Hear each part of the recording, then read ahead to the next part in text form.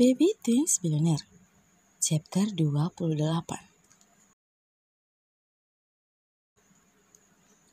Apa yang kamu lakukan? Pergi? Astaga. Freya pun refleks berteriak karena mendengar suara Vero. Freya menjatuhkan spatula di tangannya, dadanya. Saat tiba-tiba saja Vero sudah berdiri di belakangnya dan menegurnya. Vero dengan sigap mematikan kompor saat sudah melihat jika sesuatu yang digoreng Freya telah berubah warna menjadi hitam. Dan asap telah tampak mengepul di wajan tersebut. Apa yang kamu pikirkan? Kamu mau membakar rumah? Tegur Vero, menatap marah kepada ibu dari anaknya tersebut. Freya bodoh, umpatnya kepada dirinya sendiri. Seraya melirik udang di dalam wajannya yang sudah tidak bisa lagi dimakan. Freya, ucap Vero lembut tapi penuh penekanan. Freya menatap sinis Vero. Ini juga gara-gara Anda. Jari telunjuk Freya mengarah ke wajah Vero. Seketika raut wajah pria itu berubah. Senyum samar terbit di sudut bibirnya. Tapi dengan sengaja ia mengerutkan keningnya. Kenapa jadi gara-gara saya? Ujarnya menunjuk dirinya, lalu melangkah lebih dekat ke Freya. Wanita itu pun dengan refleks memundurkan langkahnya. Kedua pasang mata itu saling menatap. Vero terus maju seiring dengan langkah mundur Freya yang sudah gugup tak karuan. Tatapannya tak terputus ke wanita yang masih terlihat muda. Anda mau apa? Tanya Freya gugup. Masih terus melangkah mundur. Matanya berlarian ke sana kemari guna untuk menghindari tatapan Vero. Apa kamu memikirkanku tadi saat memasak? Tanya Vero yang telah mengubah panggilannya aku kamu.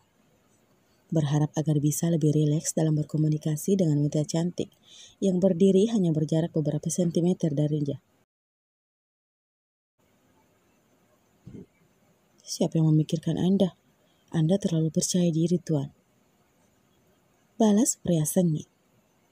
Namun beberapa detik kemudian ia meringis saat sadar bahwa ia tidak bisa mundur lagi. Punggungnya telah menyentuh meja makan. Kedua tangannya refleks memegang pinggir meja untuk menopang tubuhnya. Vero masih saja terus menatap wanita itu, sengaja menundukkan kepalanya. Cantik sekali calon istriku, batin Vero. Lelaki itu sudah mencap jika Freya adalah calon istrinya. Wanita yang akan dia jadikan sebagai ratu di hatinya. Selain parasnya, semua yang ada pada Freya sudah membuat Vero jatuh cinta. Jantungnya berdetak cepat saat melihat wanita itu. Terlebih lagi ketika mendengar suaranya. Jiwa mesum Vero seakan meronta-ronta. Pindah, saya mau masak lagi. Seru Freya menatapnya ke pria itu. Tapi sayang, yang ditatap bukannya tak, tapi justru merasa gemas sendiri. Dan hendak mencium Freya saat itu juga. Jika saja otaknya tidak waras. Vero menegakkan tubuhnya kembali saat melihat Freya sudah kesal setengah mati.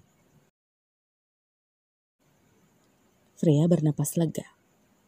Untung saja dia tidak mendengar detak jantungku. Batin Freya. Tidak usah masak lagi. Bisa-bisa rumah ini habis terlalap si jago merah kalau kamu masak lagi. Cibir Vero dengan sengaja. Freya tidak menanggapinya. Ia hanya membuang muka kesal. Memang gara-gara siapa udang itu gosong. Itu juga karena Anda yang mengganggu pikiran saya, tuan muda yang terhormat. Anak-anak suka makan apa? Nanti pengawal yang beli. Tidak usah, saya masih bisa menggoreng kembali. Freya, berapa lama lagi anak-anak menunggu? Mereka sudah lapar.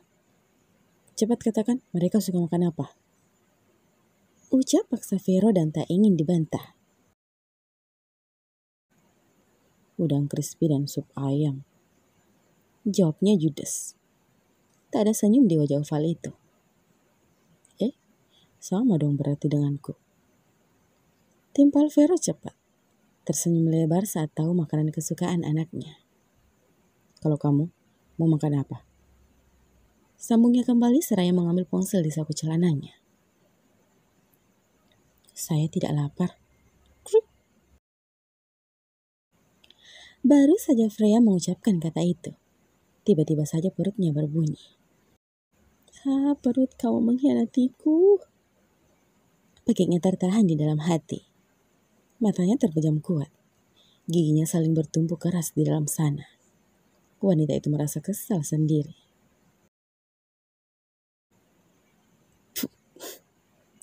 Vera mengepalkan tangannya lalu membawanya ke depan bibirnya, guna untuk menutupi senyumannya, yang sangat terlihat meskipun ditutupi. Ingin rasanya lelaki itu tertawa terbahak-bahak saat melihat ekspresi kesal sekaligus malu yang terpancar dari wajah Freya. Freya mengangkat wajahnya. Matanya mendelik tak suka kepada Vera. Tertawa saja terus. Dasar laki-laki menyebalkan. Kenapa dia tidak pulang saja sih? Batinnya kesal setengah mati. Sorry. Aku tidak bermaksud menertawaimu. Ucap Vero yang mencoba menghentikan tawanya.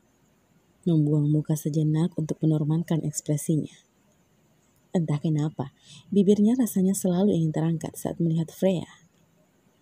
Vero jadi punya ide jahil untuk selalu mendekati Freya dengan cara lain agar wanita itu selalu kesal. Menurutnya, saat Freya kesal, wanita itu terlihat sangat menggemaskan. Hingga rasanya Vero ingin menariknya ke ranjangnya dan melakukan hal seperti yang mereka lakukan tanpa sengaja di waktu silam. Ya Tuhan, kenapa senjata aku jadi berdiri memikirkannya? Vero bergumam di dalam hati. Setelah menormalkan ekspresinya, Vero melakukan panggilan kepada pengawalnya yang setia menjaga di depan rumah Freya. Lelaki itu menyebut semua menu yang dipesannya, membuat Freya tercengang.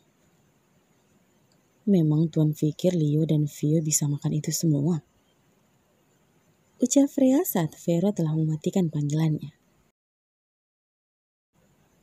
Kalau si kembar tidak bisa menghabiskannya, berarti itu tugas kamu memakannya. Ucap santai Vero sebelum kemudian hendak melangkah. Oh ya, cepat bereskan kekacauan yang kamu buat dan masuk bersama anak-anak. Mereka mencarimu. Ingat, tidak pakai lama. Perintahnya kemudian berjalan seraya tersenyum punya kemenangan. Freya mengepalkan kedua tangannya, melayangkannya ke udara. Dasar pria menyebalkan. Memangnya dia pikir ini rumahnya, seenaknya saja memerintahku. Pakik Freya tertahan. Ya Tuhan, entah aku harus tenang atau sedih karena bertemu dengannya. Sambungnya lagi kemudian menghentakkan kakinya berulang kali sambil melangkah.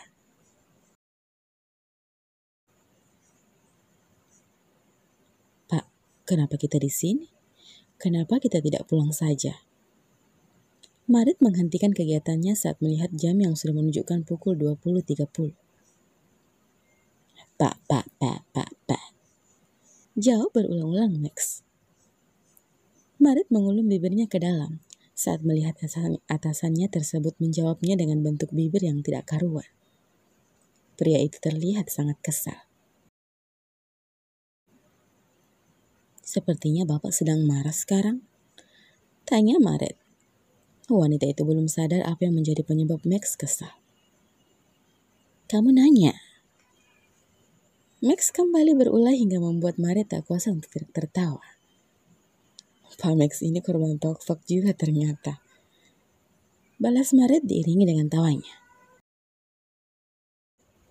Kedua anak manusia itu sedang berada di taman kota, duduk berdampingan di kursi panjang yang terletak di bawah pohon yang cukup rindang, sambil menikmati sekap es krim besar bersama, layaknya seperti pasangan. Maret, panggil Max. Iya pak. Jawaban Maret membuat Max menyimpan kasar sendok es krimnya. Aku kan sudah bilang, jangan panggil aku pak di luar jam kantor. Setiap kata yang terucap dari mulutnya sangat jelas dan penuh penekanan. Sambil menatap plakat wanita di sampingnya yang sudah memakai jasnya sejak tadi. Aku harus panggil apa? Tanya Maret. Panggil Max atau sayang juga boleh. Ucapnya enteng. Sebelum kemudian melanjutkan memasukkan sesendok es krim coklat ke dalam mulutnya tanpa menatap Maret. Maret langsung menoleh ketika mendengar ucapan Max kemudian tersenyum. Bisa-bisa aku punya banyak haters kalau aku panggil Pak Max sayang. Enggak, takut dibully aku. Maret mengucapkan kalimat tersebut sambil menatap lurus ke depan. Dalam hatinya, ia sangat ingin berteriak dan memanggil pria di sampingnya sayang.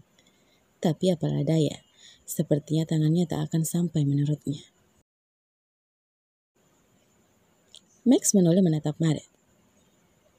Kalau aku yang panggil kamu sayang bagaimana? Kali ini suara Max terdengar serius. Maret refleks menoleh hingga mata mereka bertabrakan. Suasana hening seketika terjadi di antara mereka. Aku menyukaimu, Maret. Disambung. Sampai jumpa di episode selanjutnya ya. Terima kasih.